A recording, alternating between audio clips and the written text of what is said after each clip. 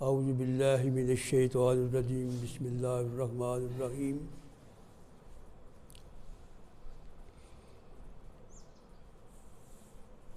ہمارا آج کا جو موضوع ہے وہ ہے قرآن میں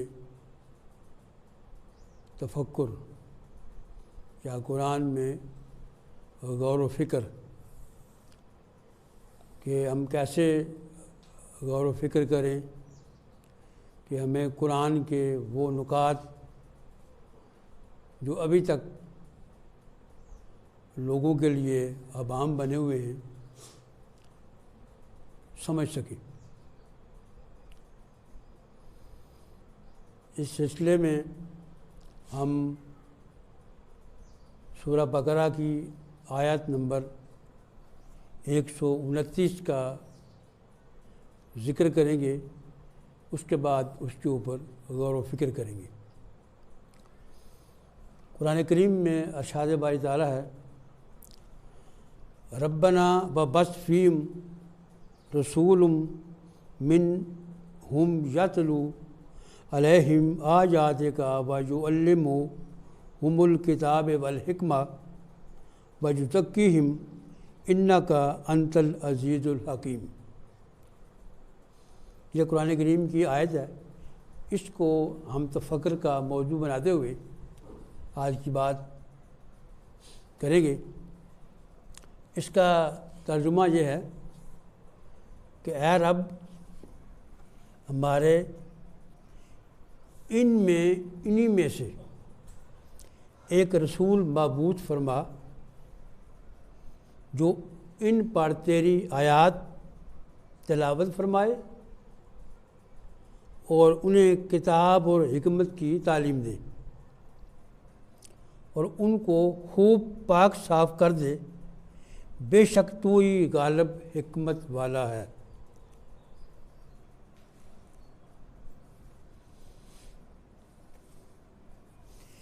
اس آیت میں جب ہم غور کرتے ہیں تو 4 مرتبہ علم کا تذکرہ ہوا ہے۔ علم کی اہمیت کو یہ 4 مرتبہ اس آیت کے اندر آنا بڑی اہمیت کا عامل ہے، لیکن یہ کس علم کی بات کی گئی ہے؟ کیا چاروں سے مراد ایک ہی علم ہے یا پھر ایک ہی علم کے 4 مختلف شعبے ہیں؟ جب ہم غور کرتے ہیں تو نمبر 1 یتلو علیہم آیاتک، ان پر تیری آیتیں تلاوت فرماتا ہے۔ نمبر 2 وَيُعَلِّمُهُمُ الْكِتَابَ، کتاب کی تعلیم دیتا ہے۔ والحکمہ، اور حکمت سکھاتا ہے۔ وَيُزَكِّيهِمْ، اور خوب پاک صاف کر دیتا ہے۔ اس پہ جب ہم غور کرتے ہیں یتلو علیہم آیاتک، آیت کا کیا مطلب ہے؟ آیت کا مطلب نشانیاں، علامتیں اور احکام ہیں۔ قرآن کریم وہ الہامی کتاب ہے جس میں اللہ تعالیٰ نے اپنی نشانیوں اور احکامات نازل کیے ہیں اور نوح آدم کو ان نشانیوں پر غور و فکر کرنے کا حکم دیا ہے تاکہ وہ فلاح پائے۔ پہلے علم سے مراد قرآن کا فہم ہے۔ یتلو علیہم آیاتک، اس کا مطلب ہے قرآن کا فہم۔ دوسرا ہے وَيُعَلِّمُهُمُ الْكِتَابَ، کتاب کتاب سے کیا مراد ہے؟ کتاب سے مراد لوح محفوظ ہے۔ قرآن میں یہ آیت موجود ہے، بل ہو قرآن مجید فی لوح محفوظ۔ لوح محفوظ وہ اصل کتاب ہے جس کے بارے میں خالق کائنات اللہ تعالیٰ فرماتے ہیں، بلکہ یہ بڑی عظمت والا قرآن ہے جو لوح محفوظ میں لکھا ہوا ہے۔ سورہ البروج کی آیت نمبر 21-22۔ قرآن نے لوح محفوظ کو ام الکتاب بھی کہا ہے، یعنی اصل کتاب۔ لوح محفوظ وہ کتاب ہے جس میں ازل سے ابد تک کا تمام ریکارڈ موجود ہے۔ نمبر 3، حکمت والحکمہ، اور حکمت سکھاتا ہے۔ حکمت یہ وہ لفظ ہے جس کے ذہن میں داخل ہوتے ہی وہ یوں بندہ چونک جاتا ہے کہ جیسے حکمت کی حکمت سے واقف ہو کر بندہ اصل راز تک پہنچ گیا ہے۔ حکمت کا مطلب کسی شے کی معرفت ہے۔ اللہ تعالیٰ نے انسان کو زمین پر حاکم بنایا ہے۔ حاکم وہ ہوتا ہے جو حکم دیتا ہے۔ حکم وہ دیتا ہے جس کے پاس اختیار ہوتا ہے۔ اختیار اس کے پاس ہوتا ہے جو تصرف کر سکتا ہے یا تصرف کرتا ہے۔ تصرف وہ کرتا ہے جو شے کی معرفت رکھتا ہے، شے میں موجود اجزاء اور ان کی مقداروں سے واقف ہوتا ہے۔ قرآن میں ارشاد ہے کہ ہم نے ہر چیز کو پیدا کیا ہے معین مقداروں کے ساتھ۔ وہ بندہ ان مقداروں سے واقف ہوتا ہے یا وہ انسان ان مقداروں سے واقف ہوتا ہے جو حکم دیتا ہے۔ جو شخص مقداروں کے قانون سے واقف نہیں ہے اور نہ ہی ان پر تصرف جانتا ہے تو وہ حاکم کی تعریف کے زمرے میں نہیں آتا۔ ایسے لوگوں کو اللہ تعالیٰ نے چوپایوں سے بھی بدتر کہا ہے۔ حکمت سے مراد معین مقداروں کا حکم ہے، اور حکم کا سورس وہ ذات ہے جس کی ایک صفت حکیم ہے یا حکیم ہو، یعنی کہ وہ بندہ جو مقداروں کا علم جانتا ہے وہ اللہ تعالیٰ کی جو صفت حکمت ہے یا حکیم ہے اس کا وہ عارف ہوتا ہے۔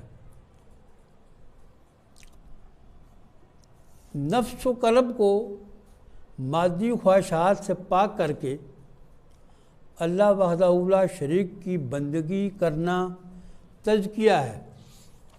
یعنی کہا گیا نا وَيُزَكِّهِمْ، خوب پاک صاف کرتا ہے، یعنی تزکیہ نفس کرتا ہے۔ ٹھیک ہے، تزکیہ دین کا اہم رکن ہے۔ قرآنی تعلیمات کے مطابق آخرت میں وہی کامیاب ہوگا، سرخرو ہوگا جس نے نفس و قلب کا تزکیہ کیا۔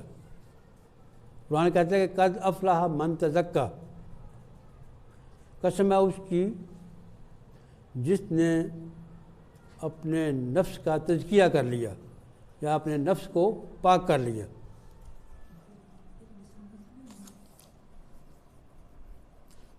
قرآنی تعلیمات کے مطابق آخرت میں وہی کامیاب و سرخرو ہوگا جس نے نفس و قلب کا تزکیہ کیا۔ یہ حقیقی ذوق، لذت، عبادت اور اللہ کے پاس اس کی قبولیت کا دار و مدار قلب کی صفائی اور نفس کی پاکیزگی پر ہے۔ قرآن کی آیات اپنے معنی و مفہوم میں لامحدود وسعت رکھتی ہیں۔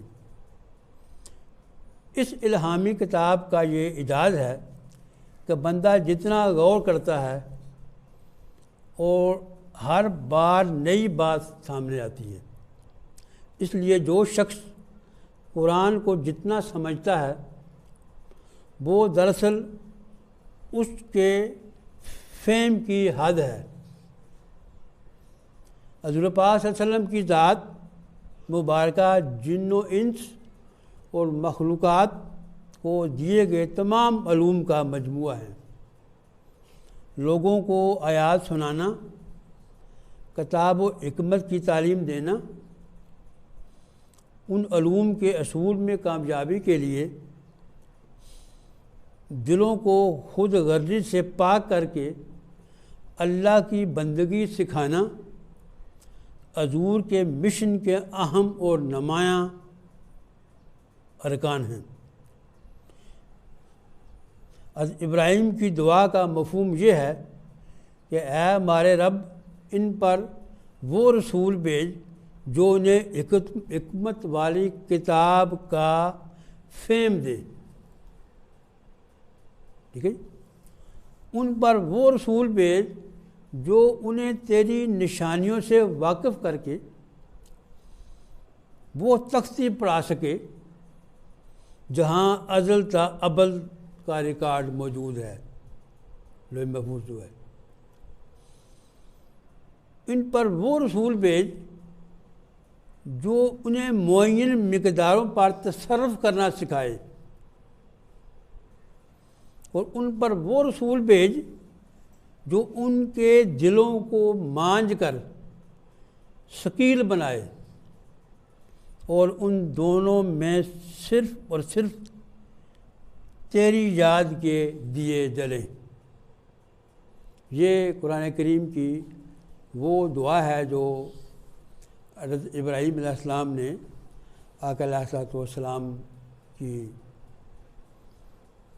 لیے اللہ تعالیٰ کے حضور دعا مانگی کہ اللہ انہی میں سے ایک رسول بھیج، ٹھیک ہے، جو ان کے اوپر ہماری آیات تلاوت کرے،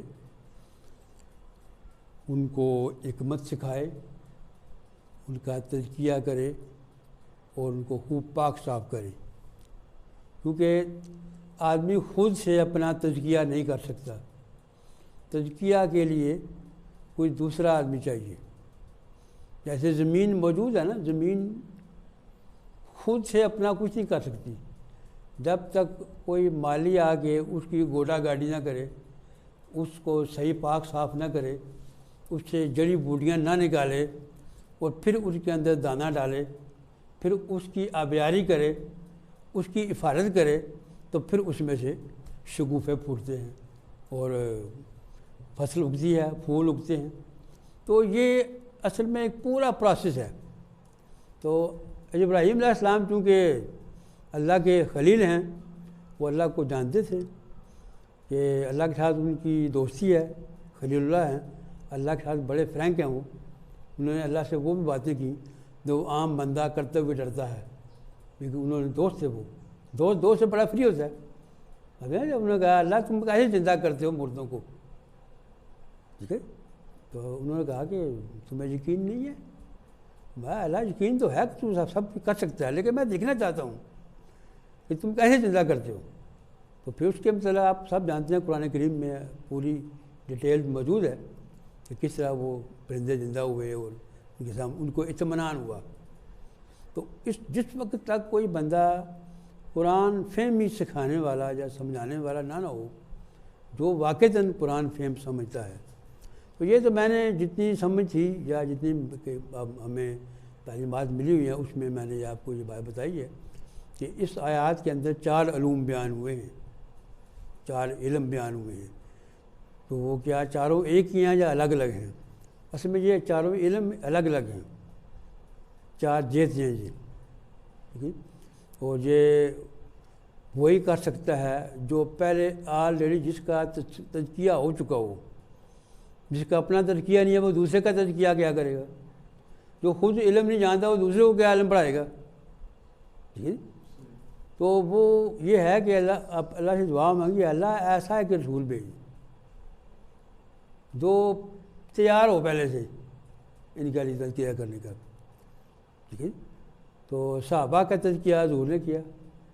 اب آپ دیکھ لیں کہ وہ صحابہ جب تزکیہ ہو گیا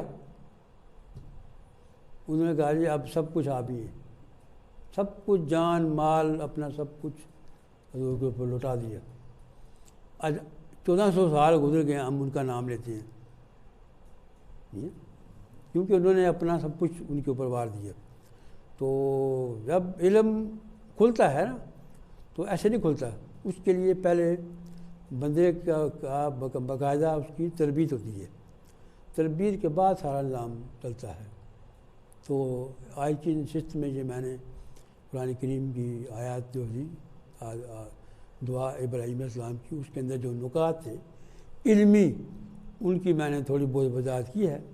ان کے اوپر اگر مزید غور کیا جائے تو بہت کچھ نکات کھل سکتے ہیں. السلام علیکم ورحمۃ اللہ وبرکاتہ.